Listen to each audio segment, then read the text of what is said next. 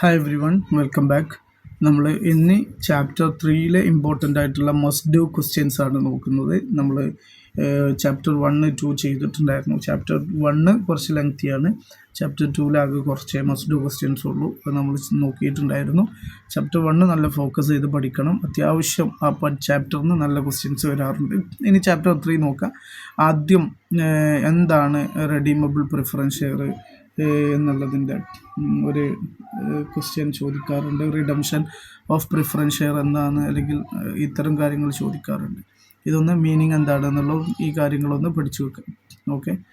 Then conditions for redemption important ആണ്, ഏറ്റവും important ആണ്. 6 മാർക്കിൻ്റെ ഏരിയയിൽ ഈവൻ വേണമെന്നുണ്ടെങ്കിൽ 10 മാർക്കിലും ചോദിക്കാവുന്നതാണ്. കണ്ടീഷൻസ് ഇത്രയും കണ്ടീഷൻസാണ് ടെക്സ്റ്റ് ബുക്കിലുണ്ട്. ഞാൻ എൻ്റെ നോട്ടാണിത്. ഇതിൽ വളരെ കുറച്ചും കൂടെ കൺസൈസ് ചെയ്ത് ചെറുതാക്കി കൊടുത്തതാണ്. ഒന്ന് സ്ക്രീൻഷോട്ട് അടിച്ചാൽ മതി കേട്ടോ. ഇനി ആവശ്യം ഉണ്ടെന്നുണ്ടെങ്കിൽ വാട്സപ്പിലൊന്ന് കോൺടാക്ട് ചെയ്താൽ മതി. ഓക്കെ.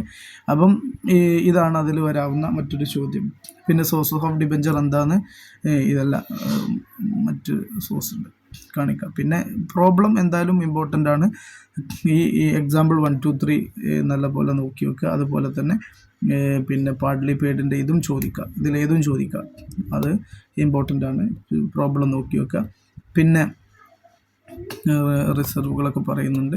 പിന്നെ CRR എന്താണ് എന്നുള്ളൊരു ചോദ്യമാണ് പിന്നെ വരാറുള്ളത്. ക്യാപിറ്റൽ റിഡംഷൻ റിസർവ് എന്താണ് എന്നുള്ളത്. ഓക്കെ. ഇതാണ് ഫ്രഷ് ഇഷ്യൂ നടക്കുമ്പോഴാണ് amount equal to face value നമ്മൾ ട്രാൻസ്ഫർ ചെയ്യേണ്ട ആ ഒരു കാര്യം ഉണ്ടല്ലോ. അതിവിടെ CRRൻ്റെ ഓൾറെഡി കണ്ടീഷനിൽ പറയുന്നുണ്ട് കേട്ടോ.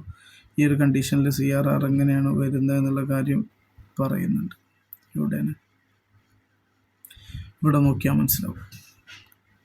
CRRലേക്ക് മാറ്റണം എന്നുള്ളത് ഇതാ. If redemption done out of profit ഇതെന്താണ് ഫേസ് വാല്യൂ CRRലേക്ക് മാറ്റണം എന്ന് പറഞ്ഞു. അതൊക്കെ തന്നെയാണ് കാര്യമായിട്ട് ഇതിലുള്ളൂ. ചോദിക്കുന്ന മെത്തേഡ്സ് ഓഫ് റിഡംഷൻ്റെ ഒരു പ്രോബ്ലം അത് ഏതും ചോദിക്കാം കേട്ടോ.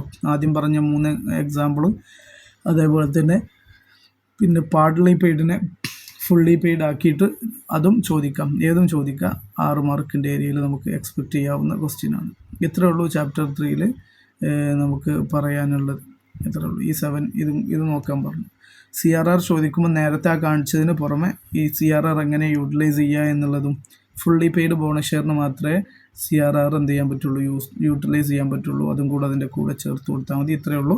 തൽക്കാലം ഈ വീഡിയോ ഇവിടെ അവസാനിപ്പിക്കാം.